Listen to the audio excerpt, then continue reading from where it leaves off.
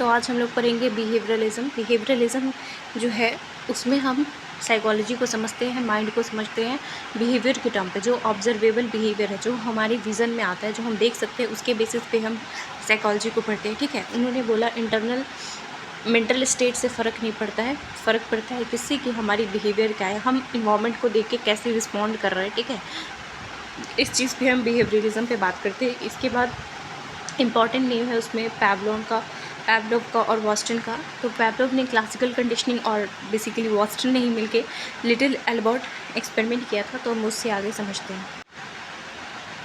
तो वॉस्टन का जो है ना एक लिटिल एल्बर्ट एक्सपेरिमेंट था। लिटिल एल्बर्ट एक्सपेरिमेंट का गोल क्या था? उन्होंने बोला था कि इमोशन जो है वो इनेट नहीं होती, जब हमारे अंदर आती नहीं है। Emotion are not born with them.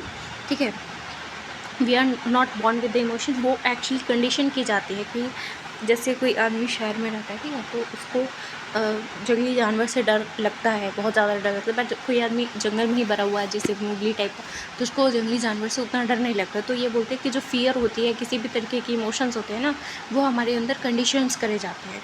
ठीक है, बेसलाइन में नेचुरल स्टिमुली कह रहे थे। उन्होंने 9 मंथ ओल्ड एक बच्चे को लिया। ठीक है, उनको उन्होंने white rat, rabbit, dog, Santa Claus, ये सारी चीज़ें दी जो कि वाइट कलर की है। ठीक है, और उससे वो क्या करता था कि उस बच्चे के पास कोई फियर नहीं था, वो बच्चे बस चुपचाप बस उसको खेलता था। ठीक है, फिर नेक्स्ट क्या हुआ कि एक हुआ अनकंडीशनल स्टिमुली। अनकंडीशनल स्टिमुली मतलब कि उन्होंने देखा कि जब भी वॉस्टन जो है उसको लाउड नॉइज से डर लगता है।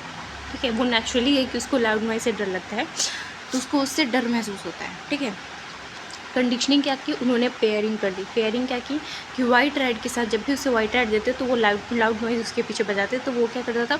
वो डर जाता था। ठीक है, तो बाद में ये हो गई कंडीशनिंग जो कि आपने करी।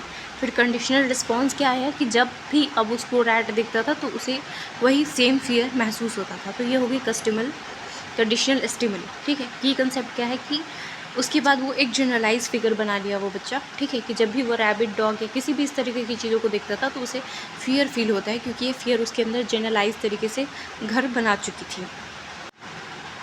तो अब हम नेक्स्ट बात करते हैं 3 साइकोलॉजिस्ट के बारे में। वॉस्टन को बोला जाता है फादर ऑफ, ठीक है, वॉस्टन को बोला जाता है फादर ऑफ बिहेवियरलिज्म। ठीक है, फादर ऑफ बिहेवियरलिज्म बोला जाता है वॉस्टन को। तो उन्होंने, उनका क्या टेक था इस पर, उन्होंने एसा रिफ्लेक्स के बारे में बताया। ठीक है, उन्होंने बताया एसा रिफ्लेक्स के बारे में कि स्टिमुली को देख के जो हमारे रिस्पॉन्स आता है उसके बेसिस पे वो माइंड को या रीड कर रहे थे या साइकोलॉजी को रीड कर रहे थे। उनके अकॉर्डिंग क्या था कि जैसे एक एग्जांपल दिया हुआ है कि स्टिमुली है कि स्टूडेंट जो है वो टेक्स्ट बुक देख रहा है खुला हुआ है डेस्क पे। ठीक है, रिस्पॉन्स ये था कि फिर वो स्टूडेंट उस बुक को पढ़ने लगता है। तो उन्होंने बोला कि ये कोई पास्ट इन्वामेंटल की वजह से वो इंसान में ये मसल मेमोरी बिल्ड है कि वो बुक खोल के वो पढ़ने लगता है। ठीक है, तो उन्होंने बस मैकेनिकल रिफ्लेक्स को देखकर ही चीज़ों को डिफ़ाइन करते थे। नेक्स्ट हमारे पास AP विस थे, जिन्होंने फिजियोलॉजिकल और biological, that is physics and biology, दोनों को जोड़ के साइकोलॉजी को समझा। उन्होंने बायोलॉजिकल फैक्टर में ये देखा कि जब वो बच्चा पढ़ रहा है तो उसमें क्या हो रहा है कि उसके ब्रेन में केमिकल चेंजेस हो रहे हैं, उसके बॉडी में मतलब मसल टेंशन बिल्ड हो रहा है जब वो वहाँ पे पढ़ रहा है। ठीक है, तो फिज़िकल चेंजेस आया। ठीक है, और जो उसके ब्रेन में केमिकल चेंजेस आया। ठीक है, अलग तरीके से अब उसकी ब्रेन काम कर रही है, तो ये फिज़िक्स से जोड़ना हुआ। बायोसोशल में उन्होंने ये बोला कि हर एक एक्शन के पीछे एक सोशली इन्वायरमेंट का फैक्टर होता है, सोशल इन्वायरमेंट का, जैसे कि फैमिली के एक्सपेक्टेशन है या फिर कंपटीशन है, मार्केट है वैसी। ठीक है, तो वो फोर्स्ड है कि वो इस तरीके की एक्शन को करे। तो उस तरीके से चीज़ों को समझे जाने लगा, जो कि AP विश ने क्या किया कि 2 फैक्टर में समझा, एक फिजिक्स के टर्म में, एक बायोसोशल के टर्म में। ठीक है, और JB वॉस्टन जो थे उन्होंने बस मैकेनिकल रिफ्लेक्स के टर्म में चीज़ों को समझा। ठीक है, उसमें कोई बात नहीं किया उन्होंने मोटिवेशन के बारे में, गोल के बारे में, बस उन्होंने मैकेनिकल रिफ्लेक्स को देख के चीज़ों को डिफाइन कर दिया। नेक्स्ट हम बात करते हैं EB हॉल्ट के बारे में। तो EB हॉल्ट का ये टेक था, उन्होंने बोला हर एक एक्शन के पीछे एक पर्पस होता है। ठीक है, एक अंदर से एक पर्पस होता है, एक ऑब्जेक्टिव होता है। तो किसी भी बिहेवियर को आप उसके एंड गोल के ही रेस्पेक्ट में समझा सकते हो। तो उन्होंने बोला कि जैसे कि बच्चा किताब रीड कर रहा है, ठीक है, तो वो अपने फ्यूचर के लिए काम कर रहा है। मतलब हो सकता है कि उसके एग्ज़ाम है, उसमें उसे पास करना है, मार्क्स स्कोर करना है, तो हर एक एक्शन का जो होता है एक पर्पस होता है। तो हर एक एंड गोल को बिना डिफाइन किए आप किसी पर्पस को नहीं समझा सकते हो। तीनों का कंपैरिजन यहाँ देखते हैं। तो वॉस्टन ने ये बोला कि SR मतलब कि स्टिमुली एंड रिस्पॉन्स के बेसिस पे देखा। इन्होंने फिजियोलॉजी और बायोसोशल बेसिस पे चीज़ों को देखा। उन्होंने पर्पस के बेसिस पे चीज़ों को डिफाइन किया। नेक्स्ट हम बात करते हैं WS हंटर के बारे में। तो ये उन्होंने क्या समझा कि जो हम साइकोलॉजी समझ रहे हैं ना, उसको हम माइंड से एसोसिएट करके देख रहे हैं। तो उन्होंने उस टर्म को थोड़ा सा चेंज किया और उसे एंथ्रोनॉमी बोला, the science of human behaviour. ठीक है, तो उन्होंने बोला मेमोरी थिंकिंग जैसे कंसेप्ट को उन्होंने एक नया टर्म दिया, दैट इज़ रिप्रेजेंटेटिव सब्सटीट्यूशंस। आगे हम इसको समझते हैं। सो नेक्स्ट अब हम WS हंटर के कॉन्सेप्ट को और अच्छे तरीके से समझते हैं। उन्होंने क्या बोला कि जैसे बॉस्टन ने बोला था कि कोई भी स्टिमुली होती है और रिस्पॉन्स होता है, उसके बीच के रिलेशन को उन्होंने समझा था। तो हंटर जो है उसको थोड़ा सा और एक्सप्लेन करते उन्होंने क्या बोला, उन्होंने एक नया टर्म लाया, डिलेड रिस्पॉन्स, जो काफ़ी ज़्यादा फेमस है।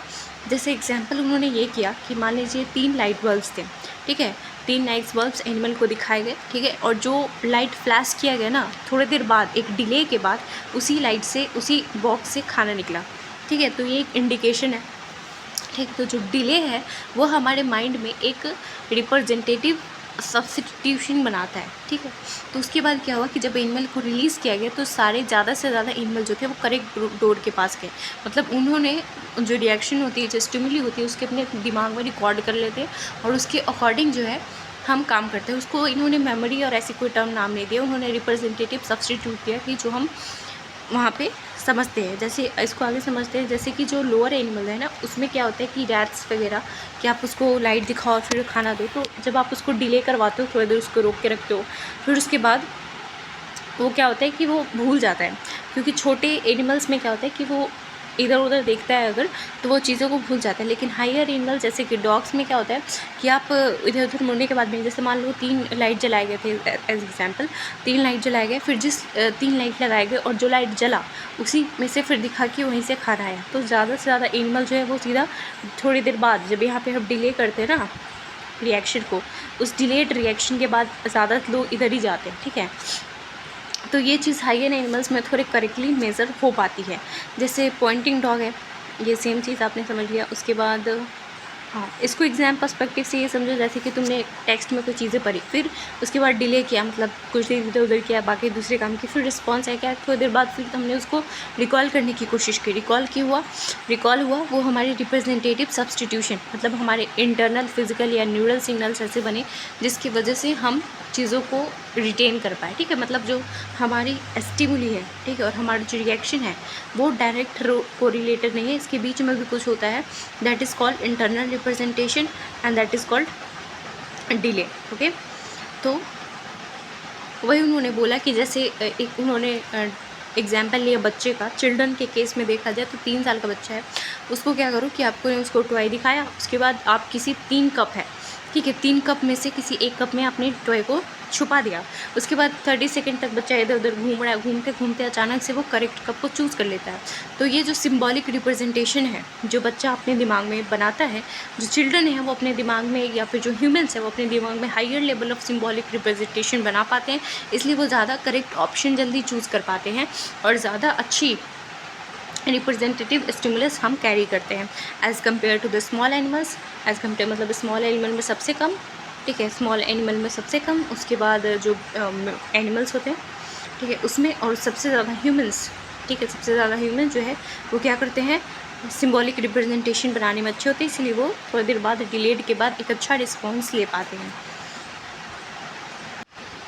तो WS हंटर ने ये ध्यान में रखा कि हम मेमोरी और थॉट को उन्होंने नाम नहीं दिया, उन्होंने नाम दिया सिंबॉलिक रिप्रेजेंटेशन या फिर रिप्रेजेंटेटिव सब्स्टिट्यूट नाम दिया। उन्होंने बोला कि हम साइकोलॉजी को अभी बहुत ही ज़्यादा ऑब्जेक्टिव तरीके से या फिजिकल प्रोसेस की तरह समझ रहे हैं, ना ही कि मेंटल प्रोसेस की तरह जो बिहेवियरलिज्म का कॉन्सेप्ट है। तो इसी कॉन्सेप्ट को ध्यान में रखते हुए ही उन्होंने इस रिलेशन को डिफ़ाइन किया। तो नेक्स्ट हम बात करते हैं कार्ल लेस्ली के बारे में। उन्होंने रैट्स पे बहुत ज़्यादा एक्सपेरिमेंट किया और बहुत ज़्यादा एक्सपेरिमेंट करके वो माइंड, ब्रेन को समझना, ब्रेन और मेमोरी के टर्म में चीज़ों को समझना चाह रहे थे। उन्होंने बोला इनग्राम एक टर्म लाया, ठीक है, कि मतलब कि हमारे मेमोरी, ब्रेन में हमारी जो ब्रेन होती है, ठीक है, उसमें कौन सा ऐसा पार्ट है जो कि मेमोरी को स्टोर करता है। उसको वो फाइंड आउट करना चाहते थे। उसी के लिए उन्होंने चूहे पे काफ़ी ज़्यादा एक्सपेरिमेंट किया। वो उनका पहला जो न्यूरोसाइकोलॉजी में आज 2 इम्पॉर्टेंट लॉज हैं वो उन्हीं का दिया हुआ है, ठीक है। बोलता है law of mass action. Law of mass action क्या बोलता है कि उन्होंने क्या किया कि द मोर ब्रेन टिश्यू, उन्होंने क्या किया कि ब्रेन जो रैट्स थे ना उनके 10% ब्रेन को रिमूव कर दिया, ठीक है। उसके बाद देखा कि उन्होंने कि कुछ भी ज़्यादा चेंजेस नहीं आया, रैट्स अभी भी अपना काम कर पा रहे हैं।